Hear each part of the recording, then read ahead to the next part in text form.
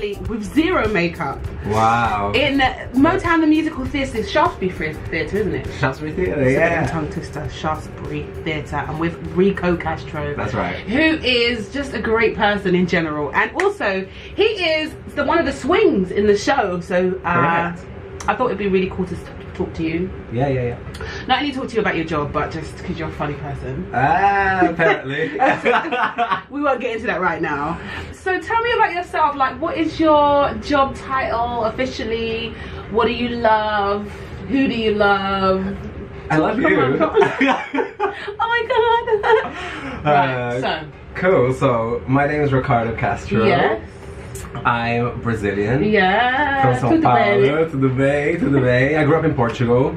My background is actually classical music. Okay. Which is so random. Really weird. Because he's not classical in any way, shape, or form. Have you seen me play the piano? I don't want to. And then I basically took a year out when I was 17. Okay. Just turned 18 to do a bit of singing because that really was my dream. Okay. You know, growing up. I just wanted to be a pop star. Okay. So I took a year out. This is 2005 now, and I think I'm still in that gap year, basically. Really? Yeah, it never ended. It just kept going and going. So what did you do when you first took the gap year? What was the first job that you ever did? After the gap year, the first job I did was a show called Love Esther. Okay. It was a touring show about the story of Esther from the Bible. Okay. But brought to like modern culture. Okay. Modern, we're talking about 2007 now. So like it all sounded like Britney Spears toxic. Okay.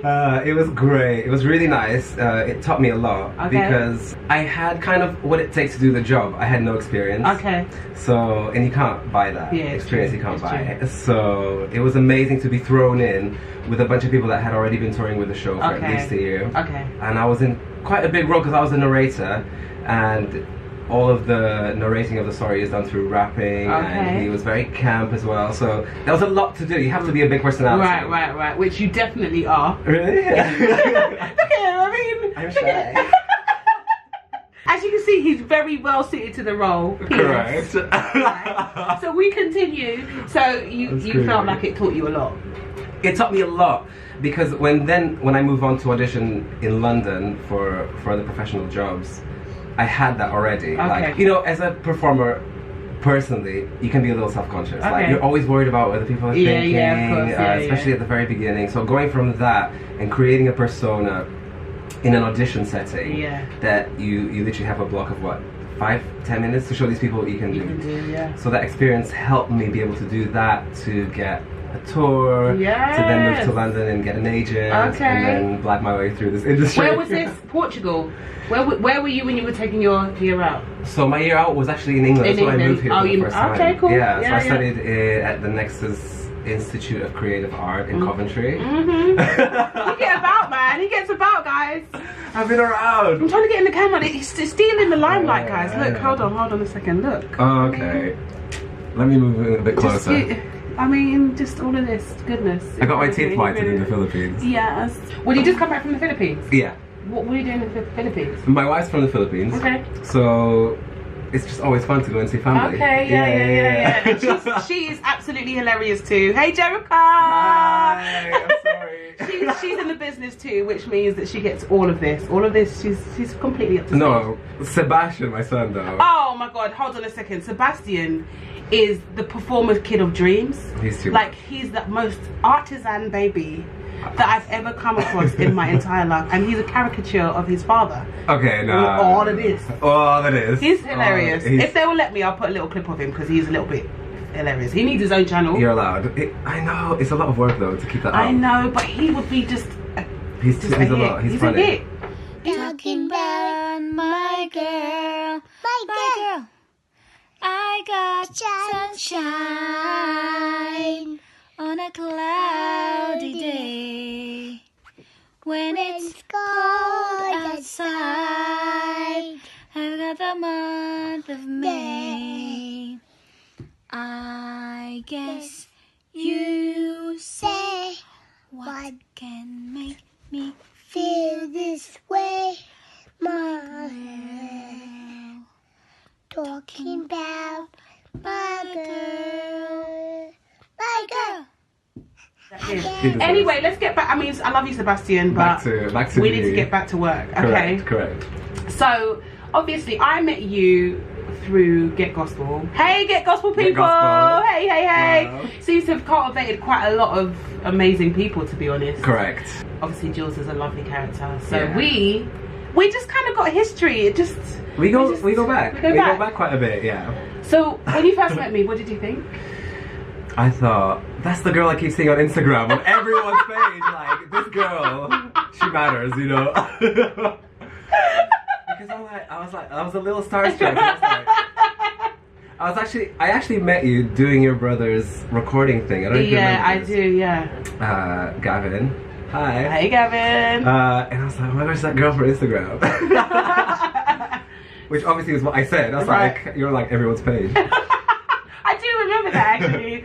So, like, obviously you work in different genres, because I have no knowledge of musical theatre land at all. Like, I've seen bits and pieces from people that I know dip in and out of theatre land, but I don't have any personal experience with anything to do with agents or to do with performing or the kind of. I know it's a completely different world. Correct. So how do you kind of bridge that gap between doing this kind of work and doing like maybe pop stuff or more kind of artisan, special, other kinds of jobs that are a bit more specific or niche?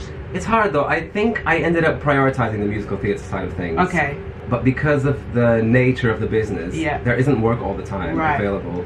Or I guess if you're lucky enough, you can hop from show to show to show. But you know, dates always clash, and a lot of the times you're not right for certain jobs. And the great thing about being able to hop in and out is that then all of a sudden you're available for so many work. More things, So having experience in doing like a little bit of BVs, a bit of gospel, songwriting, it's really helped, because when I'm in between acting jobs, there's always so many other things that you can and do. That's really key, guys. I think diversifying and being really versatile is absolutely key to working throughout the year, especially in times like when Theatreland is dead. Yeah, absolutely. I mean, does it work in seasons? Like, does everyone audition at once and then get the jobs, and then there's no jobs for the rest of the year? Is that how it works? Yeah, no, I mean, there's kind of always auditions. I think December is always a little bit dead, but it really depends. Like, there are certain times of the year where it's audition time. So for example, January now, after the Christmas, there's all of the summer work is auditioning at the moment.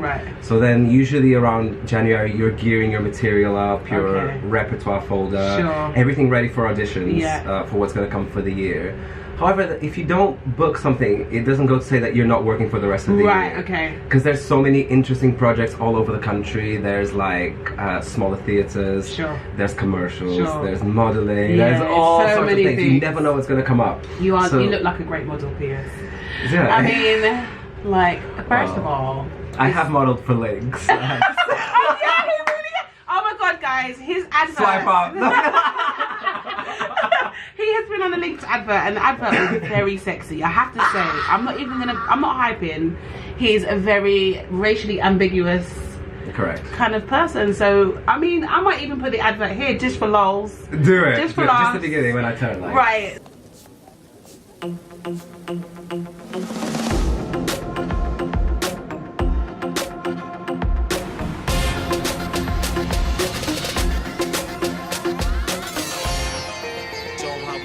So now you're really versatile. I also want to talk about balancing home life and work life and what that's like, and who helps you. Like, how do you manage to maintain this creative life with a family, with bills?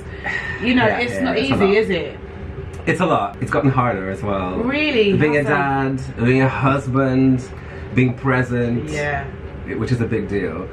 And then the pressures of, no matter what happens in your day, you have a West End show to perform in the evening, or twice a day. So with all of that together, it is difficult. Mental health is a real... Oh, let's not talk about mental health. We're going to get here for a while. Like, this might even be here for part 2. Honestly, I really feel like this is so important to talk about, especially creatives who do what we do, because no one wants to be honest. Yeah, correct. It's crazy. It's a really big deal. It's a massive deal. You have to look after yourself mentally as well as physically to be able to do this. Which I have to say I haven't been very good at this year. It kind of snowballed this into year a or lot. last year? Yeah, last year. Can you believe it's 2019 already, guys? Right. Okay, yeah. That's a lot. Last year, yeah. So I started this contract February 2018. Okay. Still going. Yes. But I've done a lot of theatre, but I've never been a swing before. Okay. So the amount of work. What's a swing? Yes. Okay. For those of you who are not used to Theatreland like me. So basically a swing in theatre, they're the people that cover pretty much everyone in a show. Right. So a swing, they cover tracks. So the word track is basically one person's journey through the show from beginning to end. Okay. So we have about 12 boys here in the ensemble that we cover every boy. Okay. And I cover the role of that's Smokey. 12 parts. Correct. 12 parts plus some of us cover some of the leads as well. So I cover Smokey Robinson, which is amazing. That means your levels. That means you can do all of that stuff and you're amazing. That's what that means. That's what you hope. Yeah. By 7:30 in the evening, you're like, I better be good for this. It's insane. Yeah. Especially in a show like Motown, because Motown has so many boy groups, Temptations, Four Tops, Marvin Gaye's as well. So many BVs and the close gospel harmonies that are in there. Yeah. You think, oh, this is easy, I know this, and then no, you don't. Negative. So you might be covering someone who's a bass on a Monday, and then on a Tuesday, and singing all the high parts. You're doing all the high parts, and then on a Wednesday you're the middle guy. It's a lot, but just because you're like the middle guy as a Temptation, it doesn't mean that when you move on to become a Jackson 5, that you're doing the same harmony, the same place. Right. So there's a lot of homework, because you have to be like, okay, so I'm on for someone, say, a guy called Tim. I have to look at everything that Tim does, every entrance, every exit, every line that he says. Oh my gosh! Because the show, it travels from like the 50s all the way to the 80s, so it's a lot of years. It's a long time. A lot of characters come in and out for like random reasons and stuff halfway through the story. And these people, obviously the story needs to be told every night. You don't just skip someone who is away on holiday. Or so it's a lot. You learn a lot of different parts, a lot of different harmonies. There's a lot of extra work. Yeah. So bringing that back to you and your family, how have you managed to juggle being like a full-on performer and being a dad and being a husband and having time for yourself and trying to be fabulous like you are doing? So I don't want to say effortlessly, because I know how much work goes into being like your usual amazing self. No, this takes work, honey. Yeah, that's right. You know, so how do you juggle all of that? So I had to make a decision to not do homework at home. Okay. It's crazy. Yes. Because there was so much to learn, but I had to teach myself, and it was really difficult to switch off when I get home. So during rehearsals, we rehearse from Monday to Saturday. 10 to 6.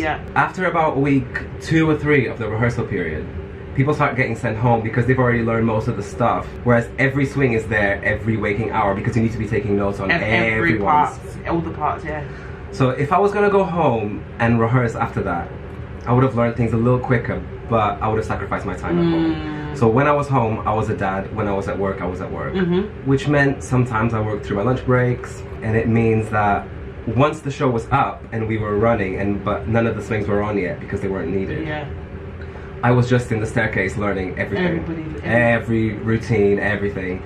And some of the guys even said like, we never see you, and I'm like, that's because I need to learn my homework. I need my homework. I really push myself quite hard, and I'm quite hard on myself. Seems so, like. I don't like not being good at what I do. And I know how much work I need to do in order to be 100% on stage.